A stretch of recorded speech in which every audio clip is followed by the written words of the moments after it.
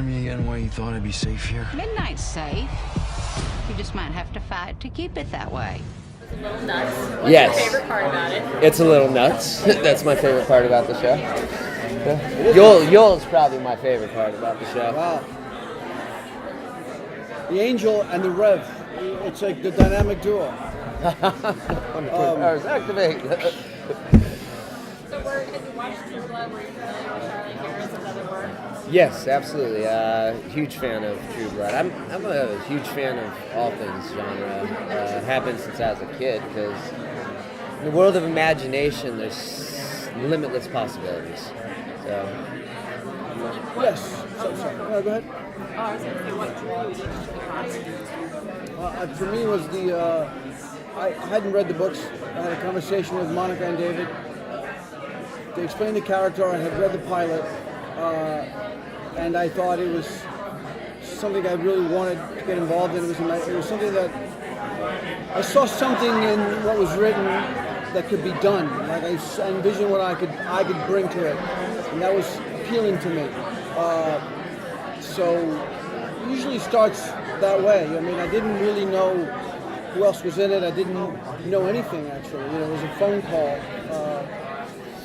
And then, here we are. And then it sort of begins to develop. But I found out that I'd become a were-tiger after I had accepted the job, which is interesting. Yeah. Icing on cakes. Icing on cakes. And then my conversation was, so it's not me in a tiger suit, right? And they're like, no, it's a digital tiger. And I'm like, I'm okay. Just want to make sure. Were you pleasantly surprised by the quality of the special effects? Because, that could go either way. Yes, absolutely. I mean, that was such an integral part of the show all the way through. So, well before we'd wrap production, we knew what we were getting. And bless them. They are so passionate and gave their all. Those poor guys, I think, did more hours than any of us. Look, a show like this can live or die by the quality of the special effects, and there's always a fear that they're not going to spend enough money on it, or that it's going to fall short. This was beyond any expectations I could have had. Because you've watched the pilot, have you? The first 2 episodes. It's pretty incredible. I mean, the special effects are insane. Like the gag with the water pouring out. I mean, just all of it is just his wings. I mean, you could really not get that right, and then you have egg on your face. But this is so brilliantly done. In both the practical and the CGI, Right. we really had some talented, passionate artists working with us. Hi. I did WonderCon, so I know a little bit about your characters. You guys what do you like most about your character? I really related to the idea of Joe's long history being on the earth, and how anybody goes through life and continues to fight against their own cynicism. You've been around long enough, you've certainly taken your hits, and it's easy to succumb to that cynical point of view. And somehow, some way, he's managed to hold on to his hope and his belief in others. Cinematically, I've always loved watching characters who have a moral dilemma. Because I think it's the most interesting thing to watch in humans.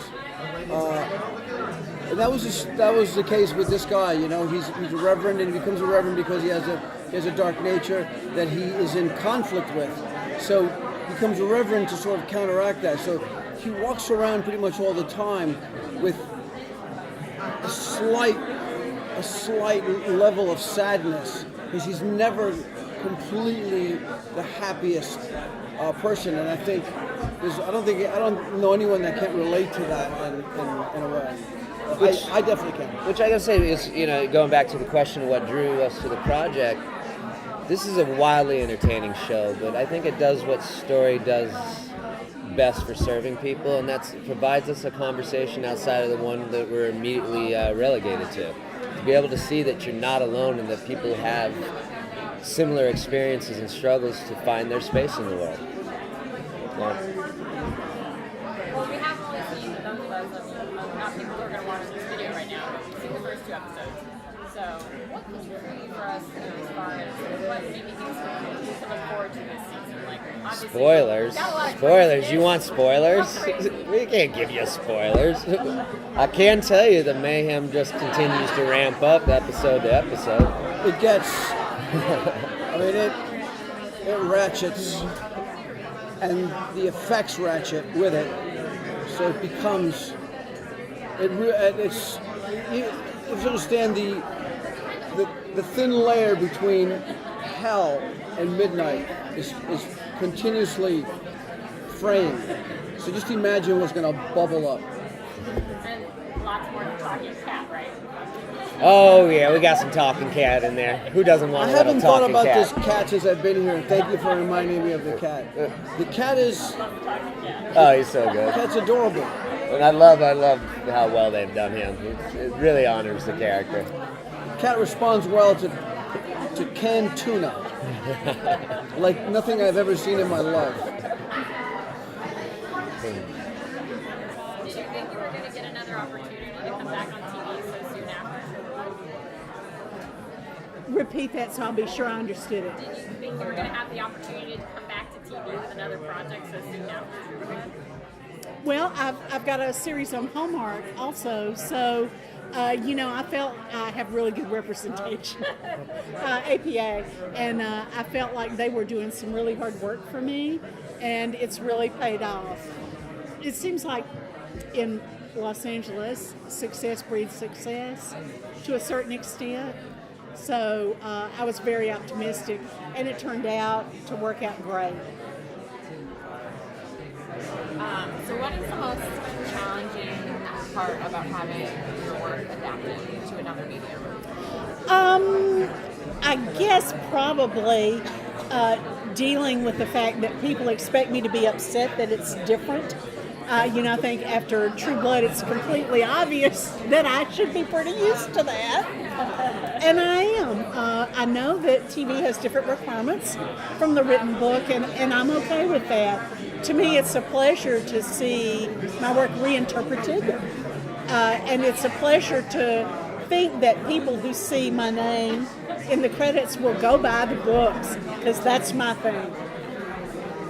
And just as kind of a nerdy writer question, during your writing process, do you like to finish drafts first and then go back and do editing, or are you editing and revising as you write? I'm editing and revising as I write, and the older I get, the more editing and revising I do rather than less. I don't think I'll ever learn how to write a book easily. It's just not easy. That seems to be the consensus. Yeah. Everybody complains about how hard it is. It's hard, to the point where you can think of reasons not to work. Though this is the thing you really love to do. I need to clean this drawer out. But I love to work, and I love the writing process. I never have wanted to be a movie maker, which is good. Do you give yourself like daily page limits? I do. 6 pages a day is really good for me, because I revise what I wrote the day before, and then I move on and write 6 pages of new material on an ideal day.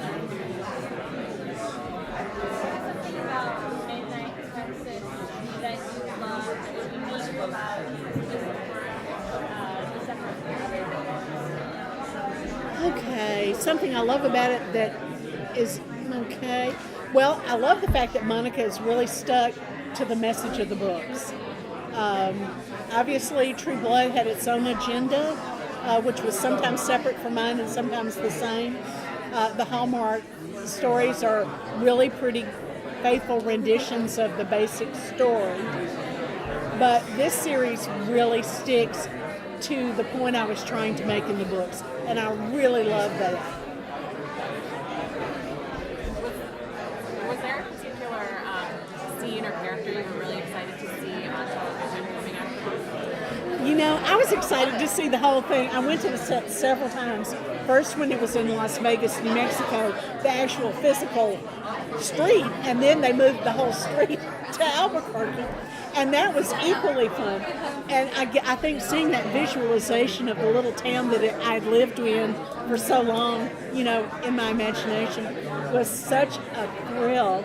And to see how they had seen it, which was different from the way I saw it, but equally fun, especially the pawn shop, which was really not like I had seen it, but when I went inside, oh my God, it was so creepy. I thought, oh, this is great.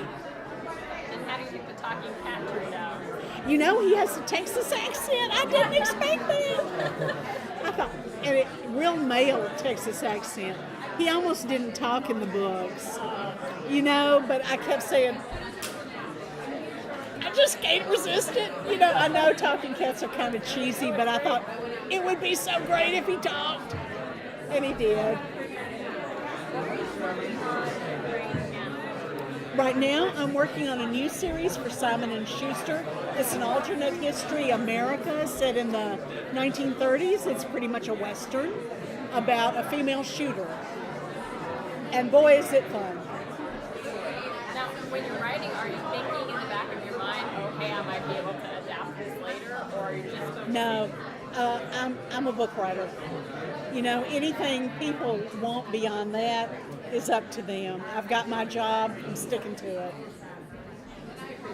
Is there a scene or character from the books that you would have liked to see come to screen that didn't quite make it to screen? Woo! Well, now that's a hard question to answer because they skip around between the 3 books so much. It's not in my chronological order, so I'm not sure yet what they're going to include or what they're going to skip. But the scene I really like best so far is the Longhorn getting dragged down into the basement below the church. I'm just going, oh! That's great. How much of the series have you seen so far? I've seen the first 6 episodes. So I am well into it and very happy with it. So, what drew both of you to this project? Oh, okay. The combination of Charlene Harris's well-established sort of track record and stories, and Monica Usubrina, our showrunner, and Neil Zardenopler, who directed the first, that in of itself is the DNA of a great show. So before I'd even really read any of her books, I really wanted to do it. And then on reading the books, it was like, this is amazing. This is something fun to do.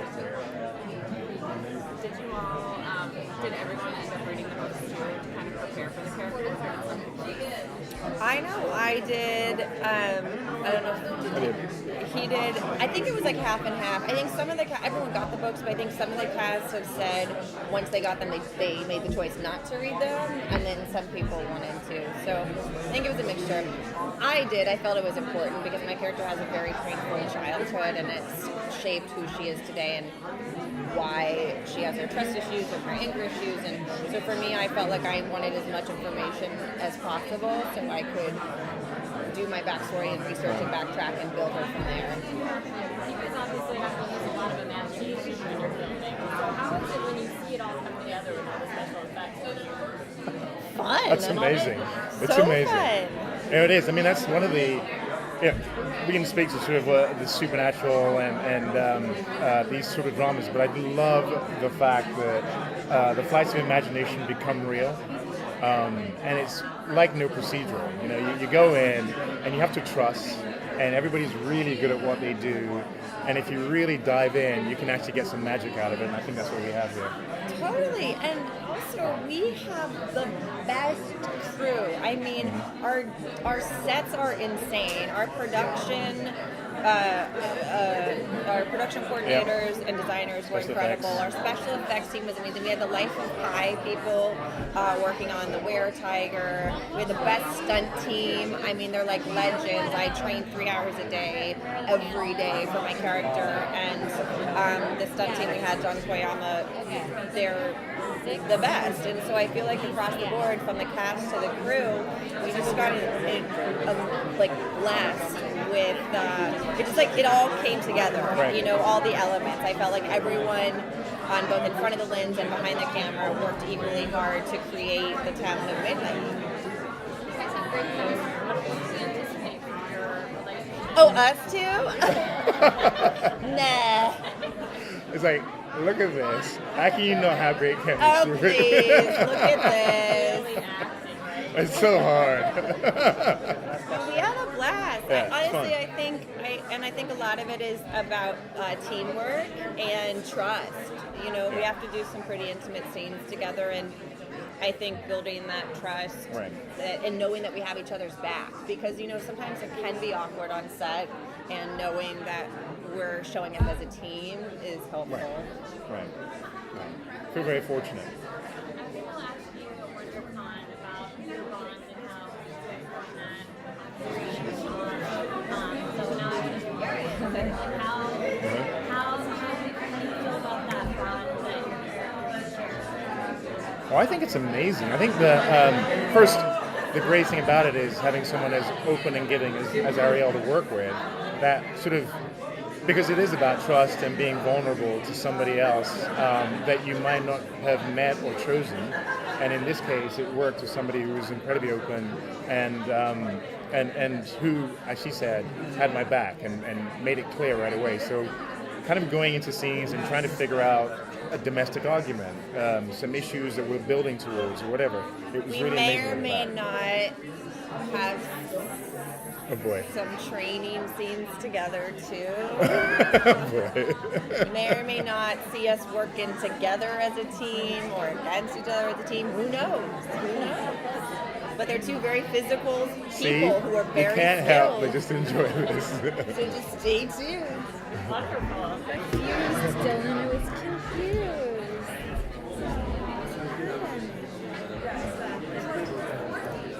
For this section. How's it going? Good, how are you? Hi. Thanks for breaking the awkward silence. I'm coming for my girlfriend. Okay, I was like, hey, Kristen. Yeah. I'm coming for my girlfriend. You coming for your That's sweet. Yeah. I like it. All Kinda. your scenes that we're talking now. Oh, okay. Shall we start with that? Don Cheadle, you mean? Don Cheadle. Let Scene me tell you stealer about extraordinaire. that cat. Steal scenes, rude, Rude. a diva, Never hits his mark. never ever hits his mark, Never. keeps us all waiting. That's a real cat, right? Yeah, this is the iPad. Yes. We always. It's not a CGI cat, it's a CGI mouth. Yeah. So we always work with a real cat. And it's like a 40-hour day. Yeah. He won't come out of his trailer or Let's something. just talk about training cats. You can. No, but it's been really cool. It's always nice to have an animal around, and he's a beautiful animal, and he's really funny. So. But I have a little bit of a hard time with him because he's mean to Fiji, like all the time. So, I'm like, all right, cat, we'll see what you can do. But He's not too nice to Bobo either. yeah, well, but I do care about you all. Thank you. I mean, I do. No, and actually, if I ever see him being mean to you, I'm going to put a stop. I appreciate that. So what drew you most to this project? Charlene Harris, Monica Owusu-Breen, David Gianellari, Yeah. NBC, Supernatural show. I mean, it had all the elements I like in TV. Same. Yeah. And then also just, seeing what it was about, seeing the character description for my character, that she was this quirky hippie witch, and I was like, I like that. Mm-hmm. I relate to that. So, yeah. And we all read the books, so we kind of had a general idea of what we were going to be doing. So, and I fell in love with the books instantly. I was like, I want to live in Yeah, I want to live in Midnight. What's the most challenging thing for you guys for each of your characters? Like an after Personally, the air is really thin in Albuquerque, New Mexico, because it's like higher than Denver. So when we had to do a lot of running or physical things, I like to consider myself an in-shape guy, but not really when you're in Albuquerque, New Mexico. I was breathless a lot, and it wasn't just because Fiji made me breathless, but Thanks. For me, the really challenging thing about Fiji for me is that she can do so much, powers-wise, and she doesn't, for some reasons that we end up finding out about throughout the season. So, I want to see her, like, blow everything up. I just want to see her, like, shoot fireballs So do I. stuff. Yeah. And because of where she's at in this, in her life at this point in time, she really keeps everything under wraps. And, so I'm hoping that in the future that won't be a difficulty for me anymore, because I'll get to Unleash the beast. Unleash the beast. Is it exciting for you when you get to see it and all the special effects and stuff? Oh yeah. Yeah. They're What- beautiful. But what the cool thing about our show, we used a lot of practical props, practical costumes, and then just enhanced them with CG. So it wasn't that much of a stretch of the imagination when you were working, opposite a lot of the supernatural elements. So but when we saw everything come together, awesome. It was Of course. kind of. Yeah. And then some of the stuff when you saw it in person, I mean, Really we scary. there's our big bad. Scary. I can't really say much about it because it would give things away from the story, but I will say that He stunk. being in the room with him, her, well, I know It. is I couldn't look at it. Like, I had to literally turn my chair around because it's like, this is too much. I can't. And I like scary stuff. So, our art team really knocked it out of the park with this. Thank you. I'm sorry, I didn't hear the last How part. did you approach writing and producing this series and putting in stuff that you worked on in the past? Okay. That's a great question. Oh, do you want to start? Let me think my answer. I'll say, from the get-go, we both fell in love with Charlene's trilogy, Midnight Texas, and we really fell in love with the characters. We fell in love with the world that she created, and the humor with which she approaches the supernatural and kind of subverts your expectation at every turn. Our vampire is unlike any other vampire, from her works or anybody else's work. Our witch has very different issues than any other witch you've seen out there. And that made us immediately fall in love with this kind of unorthodox family that we call the Midnighters. What was really fun about making the production was casting it, because this was a big cast and a hard cast to find every single actor for the right actor for the right role. But we think when we step back and look at it, we go, oh my God, we fall in love with this odd family. No, because it's true. It's like there's individual characters, and then there's the Midnighters, and they're a community, and they're a diverse community of people who have each other's backs and will fight for one another despite being really different from one another. So it was important to cast a group that worked well together as well as individually, and so it was a long journey, but I could not be more thrilled with our Midnighters. And I think it was funny because I feel like we are a community. We are Midnighters. I feel like we feel like Midnighters too. We are all Midnighters. It was really fun to watch the actual Street of Midnight be constructed on the back lot in Albuquerque. It's mind-boggling how detailed and gigantic of a set that is that we built, and that was really fun to see it actually come to life.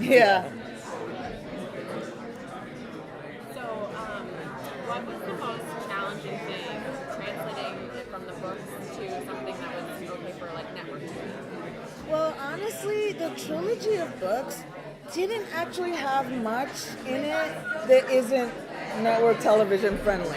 Like, its theme is community. It's got this romantic heart to it. It's about relationships and love. Because I too, when I read the books, I immediately thought of True Blood, and I was like, okay, can this even be done for network? And when I read the trilogy, I'm like, there's nothing in these books. If NBC's willing to support this wild vision of a supernatural town where like all these disparate individuals come together, there's nothing in the books that wasn't network friendly, and it pushes the boundaries for sure. But it doesn't supersede them. And what was lovely is I felt like we could be true to the heart of the books without shortchanging it. And we both fell in love with the books and kind of came at the whole thing from a point of view of fondness and admiration for what Charlene had created, and it was all like a treasure trove for us to kind of mine and pick and choose what to put into the series. Right. Do you guys have a favorite character? It's like picking your favorite child.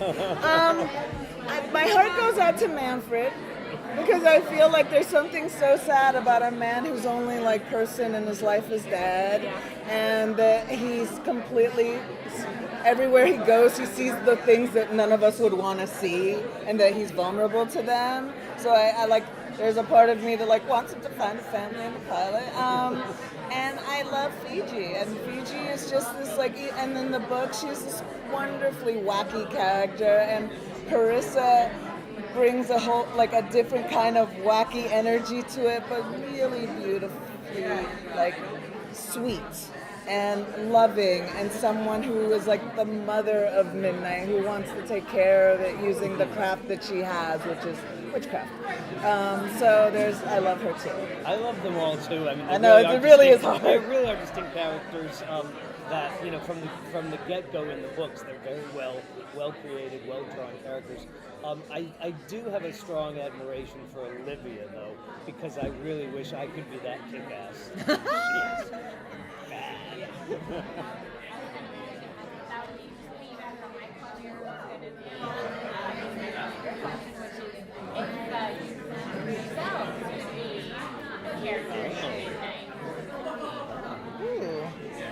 Ooh. I would be a combination of Olivia and Joe Strong the Angel.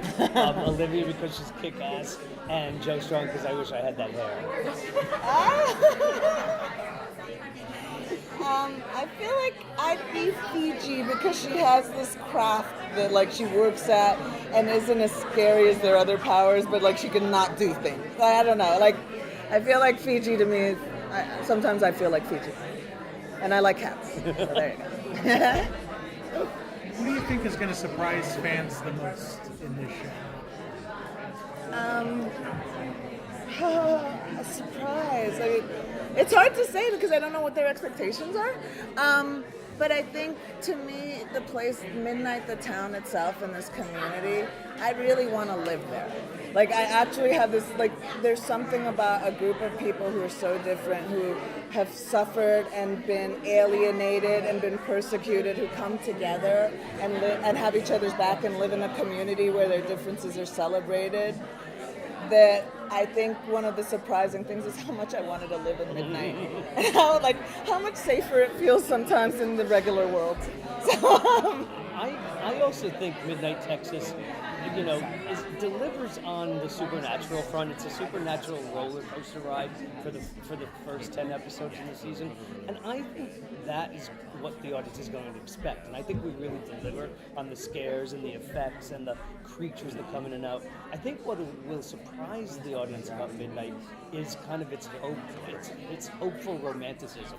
You kind of end up feeling emotional as the series goes on, as these characters fall in and out of love, as real life and death circumstances kind of surprise them emotionally too. And I think that's something that the audience is going to really kind of fall in love with. And if you missed the premiere of Midnight Texas, catch up now on demand. Something's out there, something strong enough to kill a person. I won't let it hurt you.